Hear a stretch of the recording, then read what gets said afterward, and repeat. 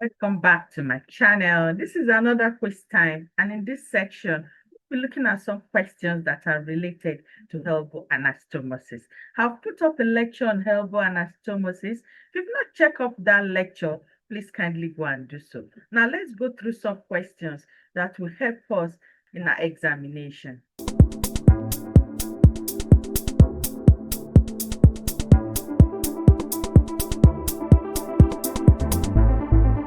The first question we'll be looking at here reads that elbow anastomosis is formed by branches from.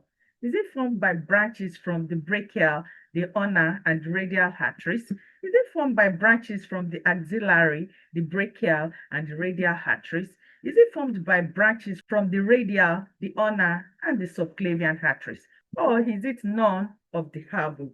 Out of all these options, the correct answer here is branches from the brachial, ulnar, and also the radial arteries. We've described this in details in our previous lecture on elbow anastomosis. You can go and check that lecture off to keep yourself updated. In that lecture, we stated that the brachial artery gives off collateral branches, while the ulnar and the radial arteries give off recurrent branches. The collateral and the recurrent branches are what creates the elbow anastomosis. Now let's go to the second question, and this reads that the radial recurrent artery connects with dash. Is it seen to connect with the superior ulnar collateral artery? Is it the posterior interosseous artery? Is it the radial collateral artery, or is it the inferior ulnar collateral artery? The correct answer here is the radial collateral artery. We know that the radial recurrent artery is a recurrent branch from the radial artery. This artery is directed upward, where it will be creating anastomosis with its collateral counterpart, which is the radial collateral artery. We described this also in details in our previous lecture on elbow anastomosis. Now let's go to the third question, and this reads that which artery arises from the profunda brachial artery and also participates in the posterior part of elbow anastomosis. Is it the superior ulnar collateral artery? Is it the posterior interosseous artery? Is it the radial collateral artery? Or is it the middle collateral artery? The correct answer here is the middle collateral artery. We know that the middle collateral artery, even though it is a branch from the profunda brachial artery, is seen to be directed posteriorly. And this is where it creates anastomosis with interosseous recurrent artery, which is a branch from the posterior interosseous artery. Hence, this is the correct option. Now let's move to the fourth question, and this reads that the inferior ulnar collateral artery anastomosis with. Is it seen to create anastomosis with the anterior ulnar recurrent artery? Is it with the anterior interosseous artery? Is it with the radial collateral artery? Or is it with the posterior ulnar recurrent artery? The correct answer here is the anterior ulnar recurrent artery. We know that collateral branches are seen to create anastomosis with recurrent branches. So the inferior ulnar collateral artery is seen to be directed anteriorly around the medial epicondyle. And this is why it creates anastomosis with a recurrent branch, which is from the ulnar artery. Hence, this is the correct option. Now let's move to the fifth question, and this reads that which of the following correctly matches with the collateral and its recurrent partner? Is it the radial collateral artery and the anterior ulnar recurrent artery? Is it the middle collateral artery and the radial recurrent artery? Is it the superior ulnar collateral artery and the posterior ulnar recurrent artery? Or is it the inferior ulnar collateral artery and the anterior interosseous artery? We know that collateral branches will create anastomosis with recurrent branches. This is the fact that we stated in our previous lecture on elbow anastomosis. So which of the following pairs is correctly presented? The correct answer here is the superior ulnar collateral artery and the posterior ulnar recurrent artery. These two arteries will create anastomosis around the posterior region of the medial epicondyle, and this is the correct option. If you go to the first option, which reads that the radial collateral artery and the anterior ulnar recurrent artery, The recurrent artery that will be creating anastomosis with the radial collateral artery is the radial recurrent artery.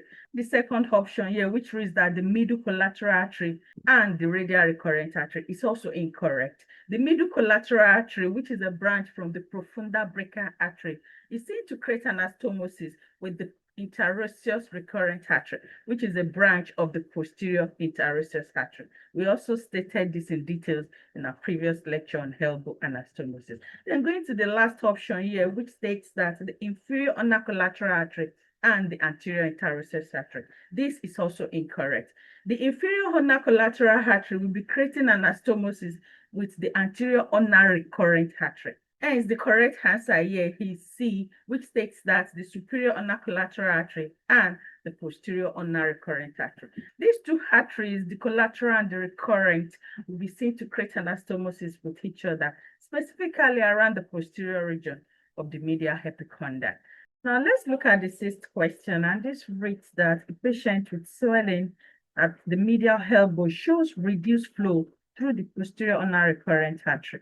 Which of the following arteries is most likely compromised? Is it the superior ulnar collateral artery?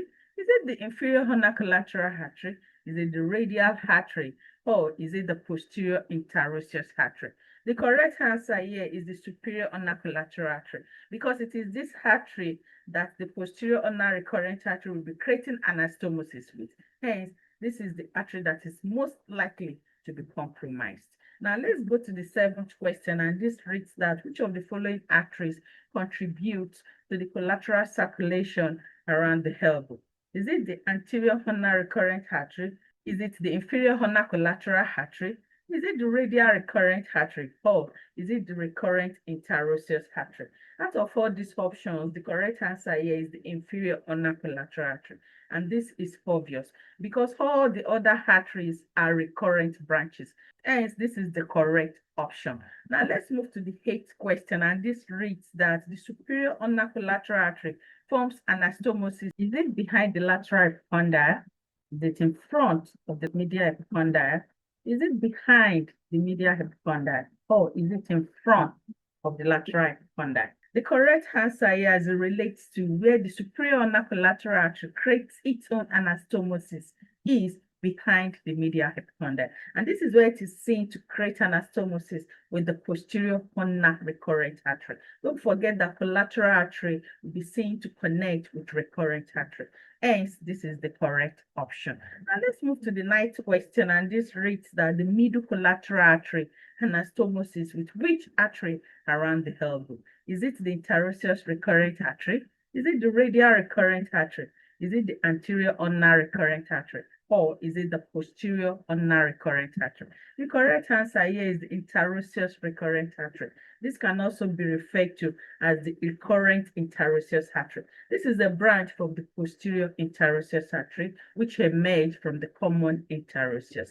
It is this artery that is seen to create anastomosis with the middle collateral artery. And this is specifically seen around the posterior region of the elbow. Now let's move to the 10th question, which is the last question. And this reads that which of the following best describes the overall importance of elbow arterial anastomosis? Is it mainly to assist in lymphatic drainage of the upper limb? Is it to provide venous return to the heart? Is it to provide backup arterial supply when occlusion occurs?